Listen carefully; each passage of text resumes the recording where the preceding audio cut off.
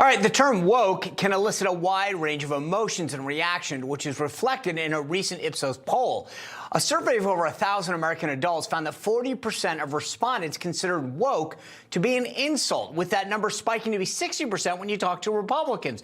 Conversely, only 32% of Americans considered woke to be a compliment, with that increasing to 46% among Democrats. But here's the thing. It gets interesting because 56% of all respondents define woke as informed, educated on, and aware of social injustices, but only 39% it means to be overtly politically correct and police others' words.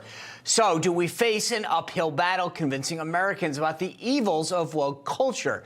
Joining us now to break it all down is Dave Rubin, the host of the Rubin Report and a very unwoke individual.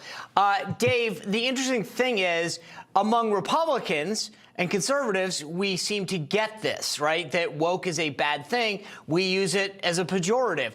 Among a lot of Americans, though, they use woke as a term of endearment. Oh, you're woke. You're a good person. Don't we have a problem here? Because I think for many Americans, you're kind of almost talking past each other.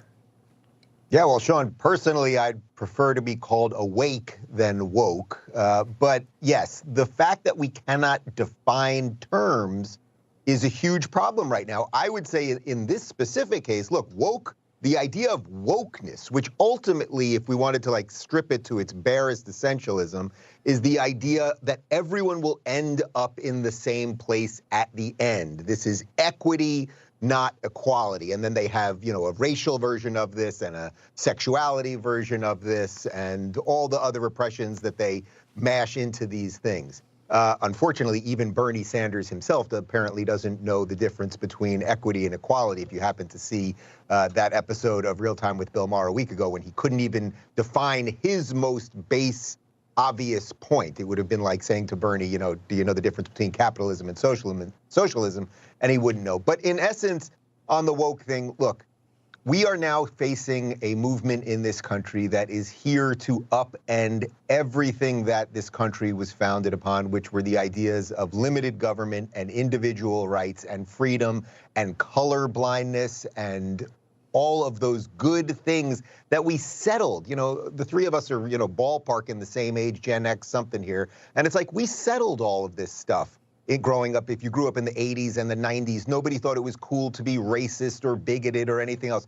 It's the wokesters, it's the modern progressives who have unearthed all of this stuff now and created the type of, I would say, hyperpolarization that we have. You know, as someone that's somewhat new to the conservative side of the aisle, I guess I can still say that about myself.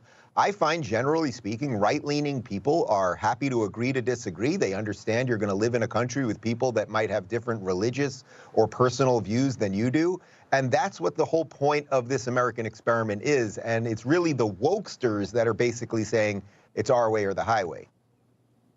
Yeah, that's the difference. I would say, speaking of growing up, there is this push for gender-affirming care that we've seen, specifically for children, which I would say probably falls under the woke umbrella. But I do want to play something that President Biden recently said on the subject. Listen to this. Transgender kids is a really harder thing. What's going on in Florida is, as my mother would say, close to sinful. I mean, it's just terrible what they're doing. I mean, it just, to me, is, I don't know, it's cruel.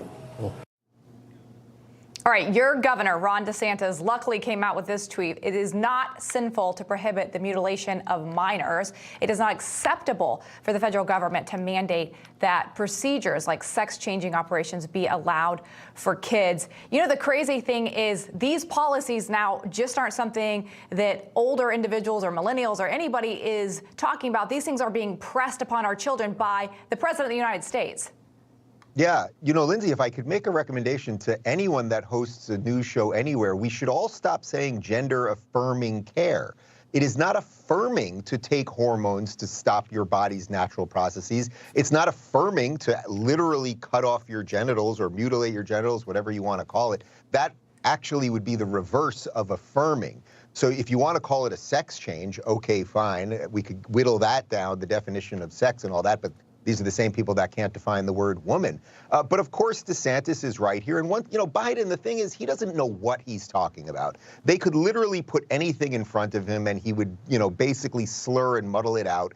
And that would be it with him. But the idea that it is cruel, if you were to pause a 12-year-old who might be confused about their sexuality or what's going on with their body or whatever, that is somehow cruel. But sending them to a doctor who's going to put them on drugs, there is simply no way that a 12-year-old could have the mental acumen. I mean, we know this, their brains are not developed enough to know what it will be like to grow up as an adult with a body that is not fully what we could say God intended, and all of the repercussions and health issues beyond that. I mean, the detransition movement is exploding right now because of a generation of young people who, in many cases, were probably feminine gay boys. They would have grown up hopefully to be functional gay men, but they were more feminine, let's say, when maybe they liked Barbie instead of Transformers. And the parents said, okay, I guess that means you're a girl, which is actually incredibly ironic because these are the same people who seem to think that there are no gender roles in anything else. But if a boy likes pink, next thing you know, he's a girl. Such a great point. And I actually like that you say that we shouldn't say gender affirming care, because I agree with you. We shouldn't take the language from the left and apply it to everything. Just like I don't like saying the word woke. Why do we need to adopt that language? So I agree with you. It's always good to see you, Dave Rubin. Thanks for joining us. Good to see you guys.